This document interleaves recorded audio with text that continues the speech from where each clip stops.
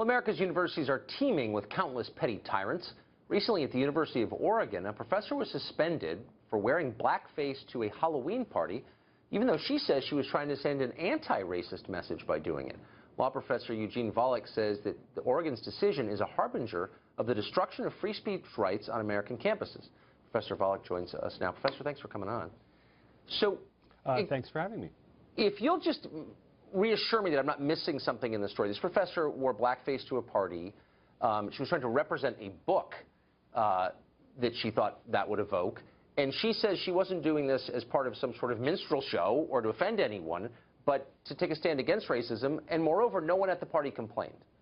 Are those the facts as you know them? First, it was a party at her own house. There were some students that she'd invited. She'd invited her classes, as many professors do. It's a party at her own house. There was apparently some indication that some students there felt somewhat uneasy. But the concern was that the students were upset, and then other students who heard about it later on at the law school got upset. And lots of them heard about it because the law school made a big deal of having also these discussions about it. And that itself, the university said, that itself helped create the hostile environment that made her speech punishable. Okay, so that's what and they said it in pretty clear terms, that the actual disruption and harm to the university resulting from what she did are significant enough to outweigh her interest in academic freedom and freedom of speech. So they're in effect saying that by dressing this way, she caused harm to people at the school?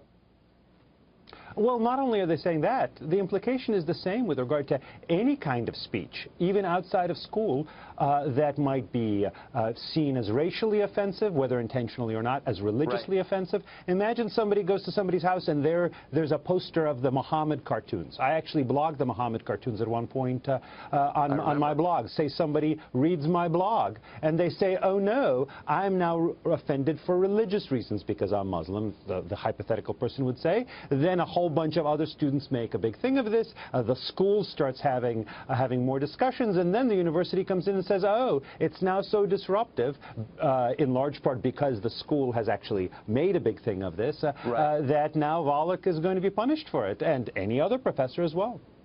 They get away with this, it seems to me, not by saying we're against free speech. Nobody wants to say that out loud, though of course they are. But by equating words they disagree with violence. I feel unsafe when you say that, Ed. Well, that's a big part of it. A lot of students say that. The university is more saying that it's discrimination.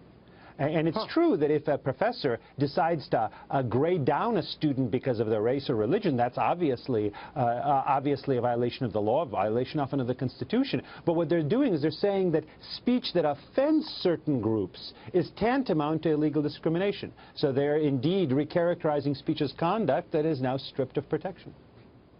No, I mean, no one's defending offensive speech. I'm not. But once freedom of speech goes, it's over. That's it, I think. Mr. Volokh, thanks a lot for joining us. That's absolutely right. And again... It is right. It is right. Please finish your sentence.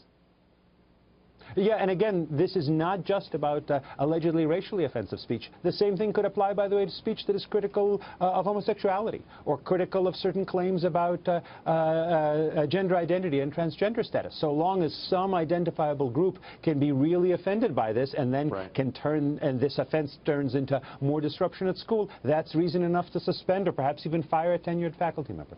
That's right. Or ultimately, even political speech will qualify as disruptive. Well, this was a form of political speech. That's right. Exactly. Professor, thanks a lot for joining us. That was interesting and ominous. Thanks for having me.